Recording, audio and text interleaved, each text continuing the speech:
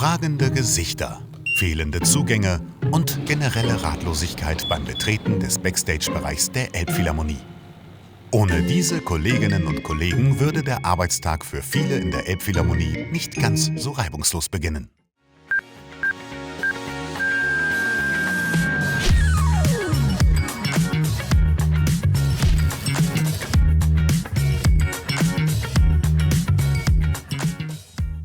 Das ist Ralf.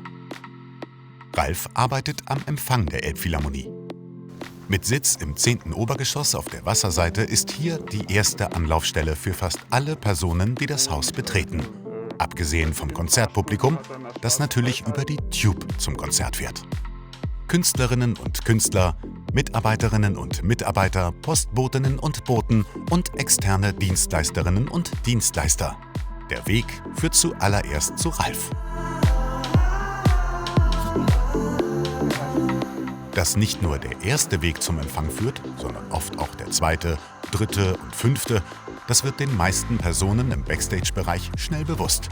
Denn der Empfang ist eine Art Informations- und Kommunikationszentrum im Haus. Hier ist immer jemand erreichbar, per Mail, Funkgerät, telefonisch und vor allem natürlich persönlich. Auch Menschen, die außerhalb des Hauses zum Telefonhörer greifen und jemanden aus dem Team der Elfi sprechen möchten, können sich bei Bedarf direkt mit Ralf verbinden lassen. Die allermeisten Anrufer kann er gleich mit allen angefragten Infos versorgen. Für alle anderen sucht er die richtige Nummer zum Weiterleiten heraus und stellt den Anruf an die jeweilige Abteilung im Haus durch. Können Sie auch gerne die Durchwahl 66 wählen, dann kommen Sie auch direkt zur Kasse. Es liegen alle relevanten Telefon- und Funknummern bereit. Die wichtigen Infos zu den Abläufen im Haus werden hier gesammelt und es gibt Zugangskarten, die sogenannten Zukos und Schlüssel, die wirklich jede Tür in der Elbphilharmonie öffnen. Es sind sehr unterschiedliche Menschen, die bei uns aufschlagen. Die MusikerInnen natürlich, aber auch die HandwerkerInnen, alle möglichen Gäste. Ja, es sind sehr viele verschiedene Leute und ich finde das spannend. Die meisten sind sehr freundlich, freuen sich hier zu sein, freuen sich natürlich auch erstmal über die grandiose Aussicht. Das ist das Erste bei denen, die noch nicht da waren. Man kommt aus dem Fahrstuhl und blickt hier über den Hafen, das ist schon sehr besonders. Wenn Ralf Frühschicht hat, ist er bereits um 7 Uhr im Haus, bereitet alles vor, schließt die Büros auf und liest, was am heutigen Tag alles ansteht. Heute geht es für ihn zum Glück nicht so früh los.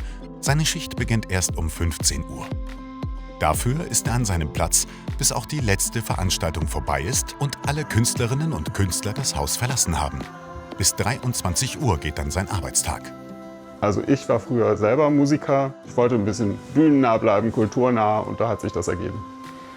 Für mich ist das Besondere, dass ich an diesem Job hier Einblicke bekomme in alle Abläufe im Haus, dass ich überall ein bisschen beteiligt bin, aber dass ich auf der anderen Seite auch nicht allzu sehr in die Probleme verwickelt bin. Ich bin derjenige, der die Probleme weiterleitet dahin, wo sie gelöst werden können und das finde ich ganz angenehm.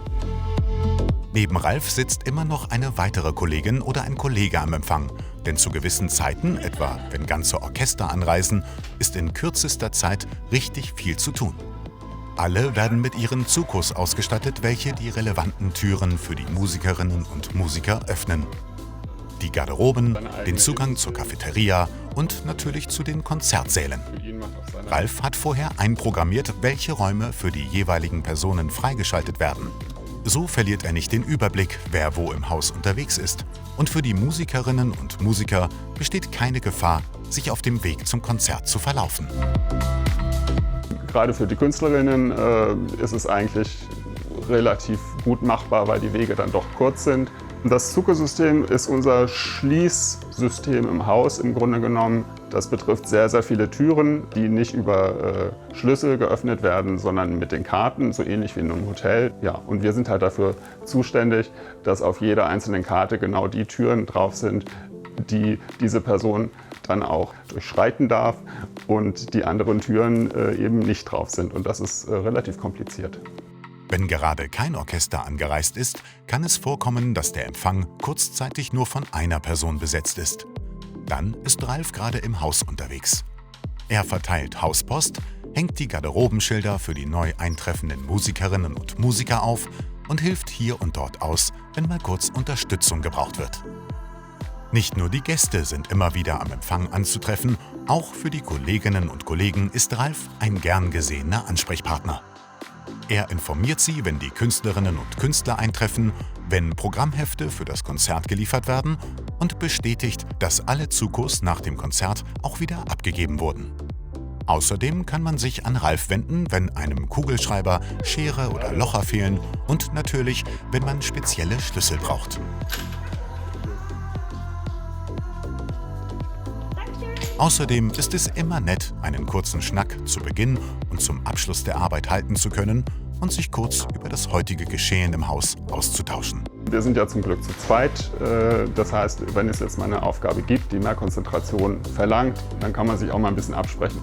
Aber auch sonst muss man halt ein bisschen in der Lage sein, zu jonglieren mit den verschiedenen Aufgaben. Ich finde es gut, dass es hier mal rund geht. Es ist aber auch so, dass es durchaus Leerlaufzeiten gibt. Auch wenn Ralf um 23 Uhr Feierabend macht, ist der Empfang weiterhin besetzt. Dann kommt der Nachtempfang und hält die Stellung. Ralf macht eine kurze Übergabe und schreibt außerdem ein Übergabeprotokoll für seine Kolleginnen und Kollegen, die schon 8 Stunden später wieder auf seinem Platz sitzen und die Aufgaben für den nächsten Vormittag übernehmen.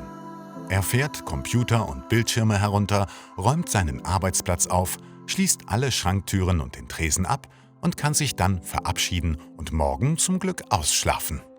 Die Frühschicht für ihn steht erst nächste Woche wieder auf dem Dienstplan.